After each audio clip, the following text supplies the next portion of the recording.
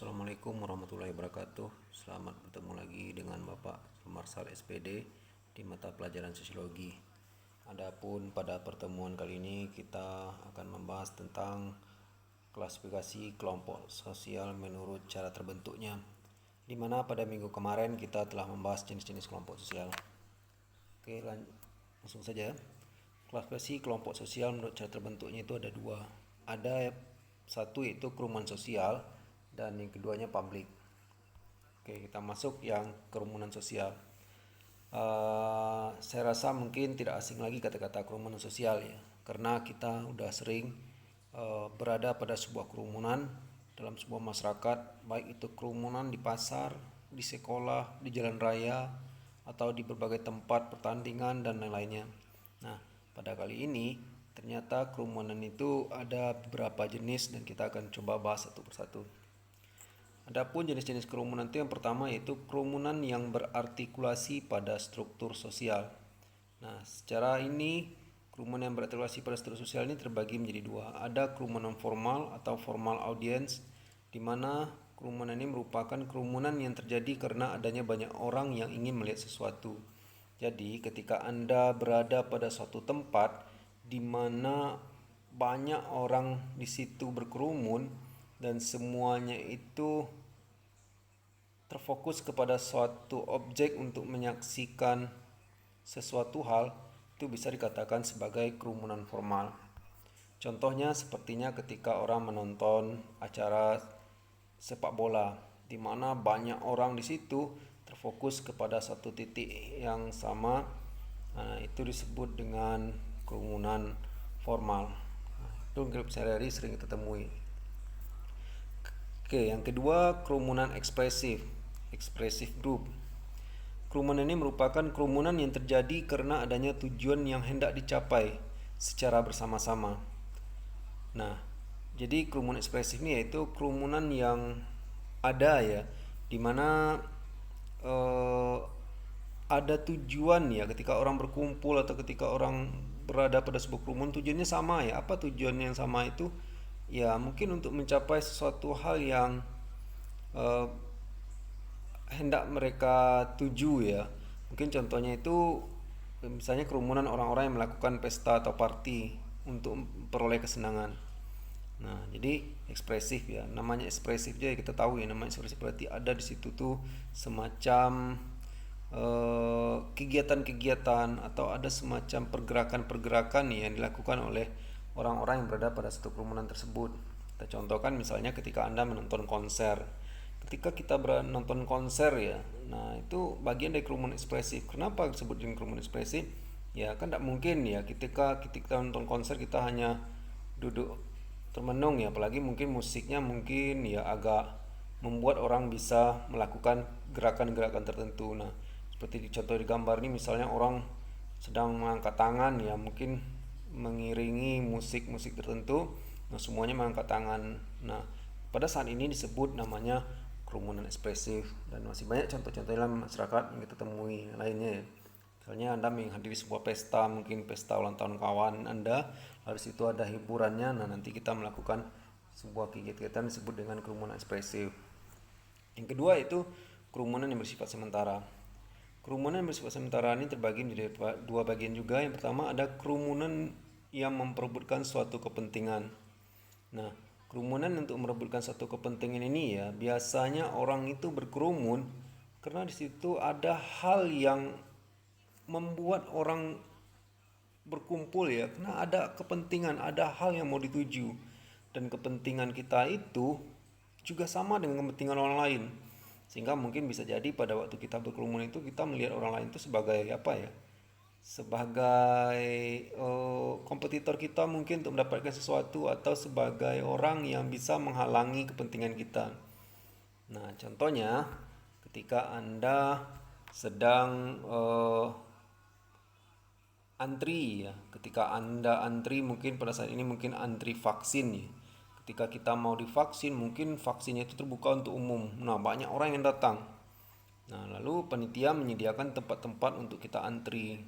Nah, ketika kita antri, orang lain juga mau mendapatkan vaksin. Nah, pada saat itulah kita disebut dengan kerumunan untuk merebutkan suatu kepentingan. Nah, mungkin kita sering ketemu ke masyarakat ya. Contohnya ketika masyarakat mau mendapatkan gas yang isi 3 kilogram itu. Nah, kita lihat orang banyak berkerumun. Lalu untuk mendapatkan kepentingan gas itu akhirnya orang antri ya. Nah, jadi pada kerumunan ini bisa jadi kita melihat orang lain itu sebagai orang yang bisa menghalangi kepentingan kita. Yang selanjutnya itu kerumunan panik atau panic crowd. Kerumunan panik ini merupakan orang yang berkerumun pada suatu tempat di mana mereka itu berkumpul atau berkerumun itu karena ada suatu hal yang membuat mereka panik ya, sehingga terjadi kerumunan. Jadi bedanya ini orang-orang yang berkumpul itu dalam keadaan panik, dalam keadaan stres. Misalnya mungkin terjadi gempa bumi. Ketika terjadi gempa bumi lalu orang berlari-lari ke tempat yang mungkin mereka anggap aman, atau sekarang udah banyak titik-titik tempat berkumpul dibikin di areal umum ya, fasilitas umum. Semua orang berlari ke situ. Ngapain orang ke situ? Apakah dia menari? Apakah dia antri? Tidak ya. Semua dalam keadaan bingung. Waduh, bagaimana nih keadaan? Apa yang harus saya lakukan? Semuanya panik ya. Mereka pada nelpon keluarga, ada yang histeris, ada yang termenung, ya ada macam-macam kegiatan itu kerumunan panik. Nah, ini sering kita temukan di luar masyarakat ya. Mungkin ketika ada kebakaran mungkin di lingkungan tempat RT kita tinggal ya, semua orang panik ya. Tersebut dengan panic crowd. Selanjutnya kerumunan saksi suatu peristiwa.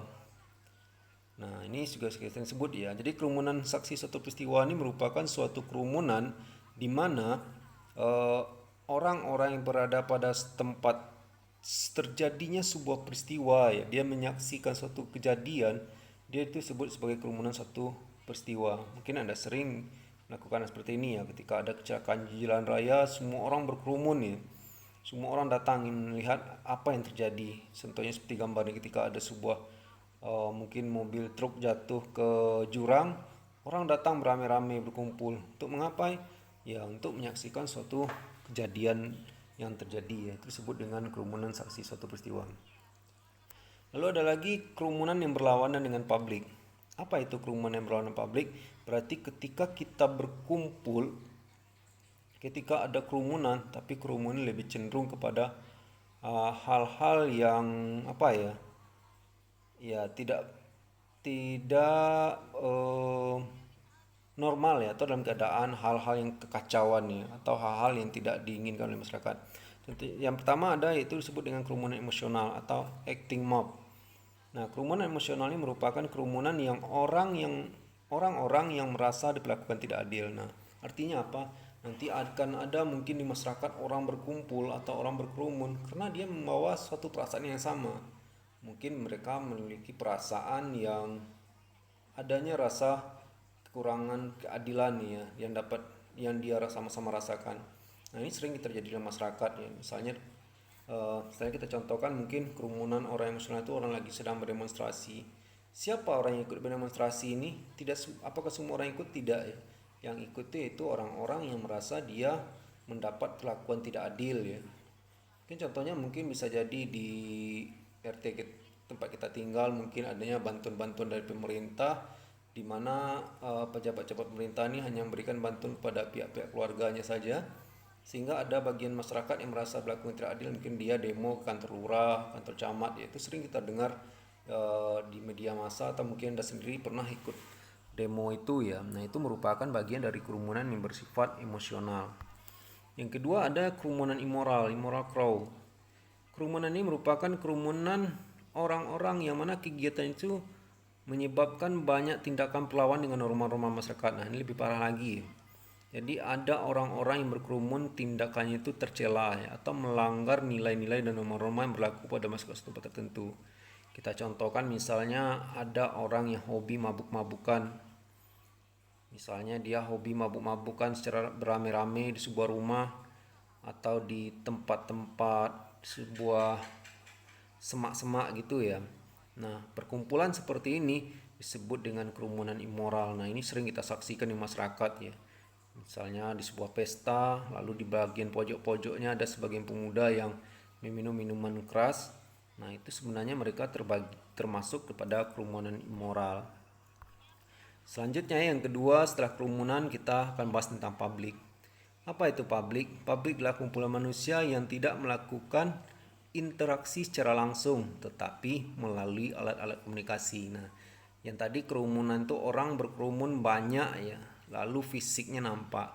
Dia tidak abstrak, wujudnya nyata. Nah, yang publik nih ada juga ternyata orang berkerumun atau berkumpul, interaksinya ada, apa yang mereka bahas atau apa yang mereka bicarakan itu ada, objeknya ada, tetapi individunya tidak berkerumun atau tidak nampak secara fisik, dan mereka biasanya melalui beberapa alat media komunikasi. Kita contohkan misalnya sekarang karena mungkin karena adanya pandemi, lalu kita belajar melalui media ya.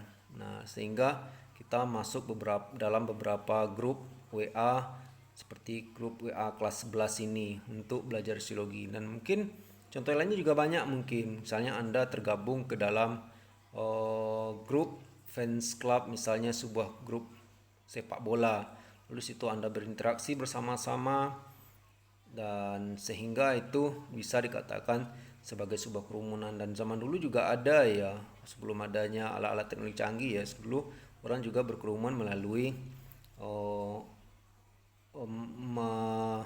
sepertinya majalah itu ya, koran-koran, orang bikin grup-grup seperti itu ya, lalu mereka membahas hal-hal yang mereka anggap cocok dengan apa yang mereka rasakan. Nah, itulah uh, dua bentuk yang kita bahas pada saat ini tentang jenis-jenis kerumunan dan publik. Sekian dulu, terima kasih. Assalamualaikum warahmatullahi wabarakatuh.